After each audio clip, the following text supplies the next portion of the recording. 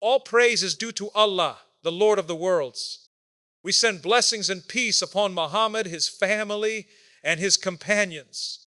My dear brothers and sisters, every single one of us at some point in life worries about money. Bills pile up, responsibilities grow, needs feel urgent. And sometimes, despite our best efforts, doors seem closed. At such moments, Islam does not leave us lost or hopeless. Instead, it redirects our hearts to the one who owns every door and every key. Allah teaches us that risk is not only money. Risk includes peace of mind, health, opportunities, and contentment. Yet when financial pressure becomes intense, Allah invites us to call upon Him using His beautiful names that carry meaning, mercy, and power. Today, let us reflect on 6 names of Allah that are directly connected to provision and relief. Kyo Arda Razak, the ultimate provider. Allah says He is Arda Razak, the one who provides again and again. Not your employer, not the economy, not your qualifications. When you say Ya Razak, you are reminding yourself that no provision can miss you, and no one can take what Allah has written for you. Because this name teaches patience. Sometimes provision is delayed, not denied, because Allah knows the right time. Again, Al-Ghani, the one who is free of all need. Allah is Al-Ghani.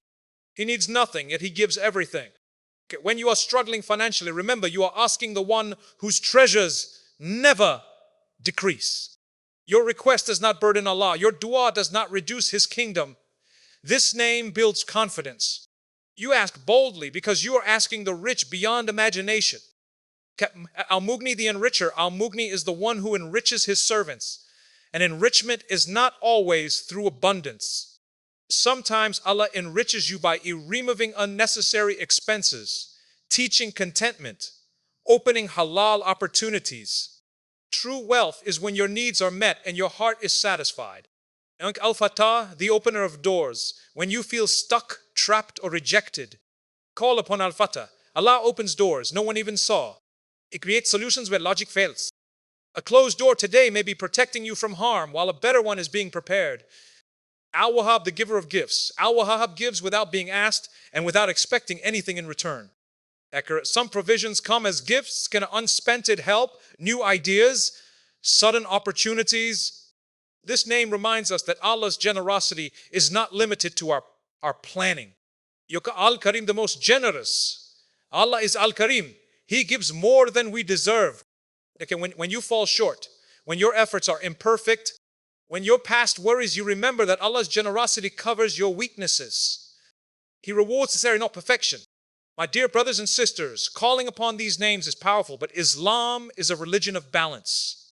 You tie your camel, work honestly, seek halal income, avoid desperation that leads to sin. Then raise your hands and say, "Oh Allah, I have tried. Now I rely upon you." And trust this truth. What is written for you, what is written for you will reach you, even if it takes time. If you need money urgently, do not panic. Turn your worry into worship. Turn your fear into dua. Turn your hardship into closeness with Allah. Okay, because the one who named himself Al-Razak, Al-Ghani, Al-Mughni, Al-Fatah, Al-Wahhab, and Al-Karim has never abandoned a sincere servant. You call, may Allah grant us halal provision, content hearts, and unwavering trust in Him. Ameen. True provision comes from Allah alone. And this is one of the most foundational beliefs in Islam when it comes to understanding money, success, and stability. Many people assume that income is purely the result of intelligence, connections, qualifications, or effort. While effort is required and valued in Islam, it is not the source of provision. Effort is only a means. The true source is Allah, who creates opportunities, allows outcomes, and places barakah or removes it from what we earn. A person may work tirelessly and still struggle, while another may earn modestly yet live comfortably. This difference exists because provision is not governed solely by human calculation, but by divine wisdom. Allah has already decreed the sustenance of every soul. This does not encourage laziness, rather it corrects anxiety. When someone truly understands that their rizq was written before they were even born, desperation reduces. Fear of the future softens. Stress no longer controls the heart in the same way. This belief anchors a person emotionally and spiritually. especially during financial hardship. Instead of panic, the believer reflects, reassesses, and turns to Allah with humility and trust. Another important aspect of this keynote is recognizing that Allah distributes provision according to wisdom, not favoritism. Wealth is not always a sign of divine pleasure, and poverty is not necessarily a sign of punishment. Both are tests. For some, abundance may lead to arrogance, waste, or heedlessness. For others, limited provision may cultivate patience, discipline, gratitude, and reliance upon Allah. When people compare their income to others without understanding this principle, they often fall into resentment or self-blame. Islam redirects this mindset by teaching that Allah knows exactly what each servant can handle and what will bring them closer to Him. A true belief that provision comes from Allah also reshapes how a person views loss and delay. A delayed salary, a failed business, or a missed opportunity is not always a failure. Sometimes Allah withholds something temporarily to protect a person from harm, debt, arrogance, or unlawful income. Sometimes a delay is preparation. Allah strengthens skills, refines character, or redirects intentions before opening a better door. When this understanding settles in the heart, impatience turns into reflection and complaint turns into supplication. This keynote also addresses the misconception that more money automatically equals more security. In reality, security comes from Allah. Many people with high incomes live in constant anxiety, while others with limited means sleep peacefully. When provision is seen as coming from Allah, contentment grows. A person learns to differentiate between needs and wants, between necessity and excess. This contentment does not stop ambition, but it purifies it. One strives for improvement without obsession, works without panic, and plans without arrogance. Believing that provision comes from Allah also enforces ethical boundaries. When a person thinks income is entirely self-made, they may justify dishonesty, exploitation, or unlawful earnings in the name of survival. When they know Allah is the provider, they understand that no haram income can truly benefit them, and no halal income will ever abandon them. This belief strengthens moral discipline during financial pressure. It reminds the believer that Allah does not provide through disobedience, even if it appears profitable in the short term. In another educational dimension of this keynote is the relationship between gratitude and provision. Allah increases provision not merely through effort, but through gratitude. Gratitude is not only verbal, it is behavioral. Using money responsibly, avoiding waste, giving charity, and acknowledging Allah's role in one's earnings all attract barakah. When people attribute success only to themselves, they unknowingly close doors of increase. When they acknowledge Allah, doors open in ways that cannot always be measured numerically, but are felt deeply in stability and ease. Understanding that true provision comes from Allah builds resilience. Economic systems fluctuate, jobs disappear, markets collapse. But Allah remains unchanged. A believer who internalizes this keynote does not collapse when external systems fail. They adapt, trust, and continue moving forward with hope. Their heart remains connected to the provider, not the provision itself. This connection is what transforms financial struggle from a source of despair into an opportunity for growth, faith, and inner strength. The names of Allah are not merely titles to be memorized or recited without understanding. They are descriptions of divine perfection that shape a believer's mindset, behavior, and emotional strength. When financial difficulty strikes, people often search for quick solutions, formulas, or shortcuts. Islam redirects this urgency towards something deeper and more transformative, knowing who Allah is and calling upon Him in a way that nurtures both hope and responsibility. The names of Allah function as a bridge between belief and action, turning despair into purpose and fear into reliance. Each name of Allah carries a specific meaning that addresses a human need. When a person learns these names, especially those related to provision, mercy, and power, they gain clarity about where to turn in moments of pressure. For example, understanding that Allah is Ar-Razak reshapes the way one views income, while knowing Allah as Al-Fatah reframes closed doors as part of a greater plan. This knowledge educates the heart before it comforts it. It teaches that hardship is not random but guided, and that relief is not accidental but deliberate. Calling upon Allah through His names is not a passive act. It is a conscious alignment of the heart with divine attributes. When someone repeatedly says Ya Wahhab while believing that Allah gives without measure, their mindset shifts from scarcity to expectation. This does not mean unrealistic entitlement, it means hopeful confidence. Hope in Islam is an act of worship. It motivates a person to keep striving, learning, and improving rather than giving up. Despair paralyzes effort while hope fuels it. The educational power of Allah's names lies in how they correct internal narratives. Financial stress often creates negative self-talk, feelings of failure, inadequacy, or fear of the future. When a believer replaces these thoughts with meaningful remembrance, such as reflecting on Lat, Allah being Al-Karim or Al-Ghani, the inner dialogue changes. Instead of I am doomed, the heart says, my Lord is generous. Instead of there is no way out, it says, Allah opens ways I cannot see. This mental transformation directly affects decision-making, emotional stability, and perseverance. Another key dimension is consistency. Islam does not promote sporadic remembrance only during crises. Learning and calling upon Allah's names daily builds a strong spiritual foundation long before hardship arrives.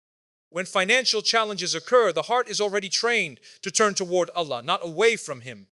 This consistency strengthens trust, reduces impulsive reactions, and prevents panic-driven choices that often worsen financial situations. The names of Allah also educate believers about balance. Calling upon Allah does not replace effort, it refines it. A person who understands Allah as a walim recognizes that Allah knows their intentions and struggles. This awareness encourages sincerity in work, honesty in transactions, and patience in progress. Dua becomes a source of clarity rather than an excuse for inaction. The believer works with discipline while trusting Allah with outcomes. There is also a communal and ethical impact of understanding Allah's names. When believers internalize attributes such as generosity, mercy, and provision, they begin to reflect these qualities in their own lives. Someone who calls upon Al-Karim becomes more generous. Someone who trusts our Razak becomes less stingy and more willing to give charity, even in difficulty. This behavior invites barakah into personal finances and strengthens social bonds, creating systems of mutual support rather than competition and envy. Learning the names of Allah transforms supplication into an intentional practice rather than a desperate plea. Instead of vague requests, a believer makes informed dua with understanding and humility. This depth fosters patience when results are not immediate. The person understands that Allah responds in ways that align with wisdom, not urgency. Sometimes the response is direct provision, sometimes protection from harm, and sometimes inner strength to endure. Ultimately, the names of Allah educate the believer to see money not as a source of identity or worth, but as a tool entrusted by Allah. When this understanding settles in the heart, financial stress no longer defines a person's value or direction. The heart remains connected to Allah, motivated by hope, guided by knowledge, and grounded in purposeful action. Supplication in Islam is a powerful act of worship, but it was never meant to function in isolation from effort, responsibility, and ethics. One of the most misunderstood concepts during financial hardship is the idea that dua alone is sufficient while action can be neglected. Islam corrects this imbalance by teaching that reliance upon Allah is not passive waiting, but active striving combined with trust. Dua without effort reflects wishful thinking, while effort without dua reflects arrogance. True reliance lies in the harmony between the two. The Quranic and prophetic teachings consistently emphasize this balance. Believers are instructed to seek provision by walking upon the earth, engaging in trade, learning skills, and using available means. At the same time, they are reminded that success does not come from those means themselves, but from Allah allowing them to work. This understanding protects a person from despair when effort does not immediately produce results. The believer continues striving, knowing that effort is worship when done with sincerity and lawful intention. Ethics play a central role in this keynote. Financial pressure often tempts people to compromise values in the name of urgency. Islam firmly rejects the idea that desperation justifies dishonesty, exploitation, or unlawful income. When a person truly believes that Allah is the provider, they understand that no haram path can lead to lasting relief. Even if unlawful income appears to solve a problem temporarily, it removes barakah, invites spiritual unrest, and often creates deeper difficulties. Ethical restraint during hardship is itself a form of trust in Allah. Effort in Islam is not limited to physical labor. It includes planning, learning, improving financial literacy, seeking advice, and correcting habits that contribute to instability. A believer who makes dua for provision must also evaluate spending patterns, debt management, and priorities. Islam encourages moderation, discourages waste, and promotes responsibility. These practical steps are not separate from spirituality. They're expressions of it. When a person aligns their lifestyle with Islamic principles, their dua carries greater sincerity and clarity. This keynote also addresses the misconception that effort guarantees immediate results. In reality, effort is judged by intention and consistency, not instant success. Allah may delay outcomes to teach patience, refine character, or redirect a person toward a better opportunity. During such delays, dua becomes a source of strength rather than frustration. The believer learns to ask Allah for guidance, not just money, to ask for clarity, wisdom, and perseverance alongside provision. Another important aspect is avoiding entitlement. Dua is not a demand placed upon Allah, it is a humble request. When effort is paired with dua, the believer accepts that Allah may respond in a way different from what was expected. Sometimes the response comes as financial relief, sometimes as protection from a harmful opportunity, and sometimes as inner contentment that reduces the weight of hardship. This acceptance prevents bitterness and maintains a healthy relationship with Allah. Pairing supplication with effort also builds discipline. A person who consistently works, prays, and seeks lawful provision develops resilience. They do not abandon prayer when tired, nor do they abandon effort when discouraged. This discipline strengthens both faith and character. Over time, it creates habits that lead to stability, even if progress is gradual. Islam values slow, consistent effort over dramatic but unsustainable actions. His keynote teaches accountability. When a believer understands that Allah commands both dua and action, they stop blaming fate alone for financial struggles. Instead, they reflect honestly on their choices while still trusting Allah's decree. This balanced mindset prevents both self-condemnation and complacency. The believer takes responsibility where required, seeks Allah's help where needed, and moves forward with humility. In this way, supplication becomes a source of motivation, effort becomes an act of worship, and ethical conduct becomes the foundation upon which true provision is built. Financial hardship is often immediately interpreted as a sign of failure or divine displeasure. But Islam reframes this perception by teaching that difficulty is a test, not a punishment. This distinction is crucial because it shapes how a believer responds emotionally, spiritually, and practically. When hardship is seen as punishment, it breeds shame, hopelessness, and distance from Allah. When it is understood as a test, it cultivates patience, reflection, and closeness to Allah. Tests are meant to elevate, not to destroy. In Islamic understanding, Allah tests His servants in different ways because people differ in strength, capacity, and spiritual needs. Some are tested with wealth, others with scarcity. Financial ease can be a test of gratitude and responsibility, while financial difficulty can be a test of patience and trust. Neither state is permanent, and neither defines a person's worth in the sight of Allah. This awareness protects the believer from internalizing poverty as failure or wealth as superiority. Viewing financial hardship as a test encourages self-examination rather than self-condemnation. A believer asks constructive questions. What can I learn from this situation? How can I grow through it? Am I relying on Allah or on my own assumptions? This reflection is healthy and forward-looking. It avoids the destructive cycle of guilt and comparison that often accompanies financial stress. Instead of asking, why is this happening to me? The believer asks, what is Allah teaching me through this? This keynote also highlights how hardship draws a person closer to Allah in ways comfort often cannot. When resources are limited, the heart naturally turns toward the one who controls them. Dua becomes more sincere, gratitude becomes more meaningful, and dependence upon Allah becomes real rather than theoretical. Many people only discover the depth of their faith when their sense of control is removed. In this way, financial difficulty can become a catalyst for spiritual growth. Understanding hardship as a test also prevents resentment toward others. When people believe they are being punished, they often become bitter toward those who appear financially stable. Smo. This bitterness poisons the heart and disrupts social harmony.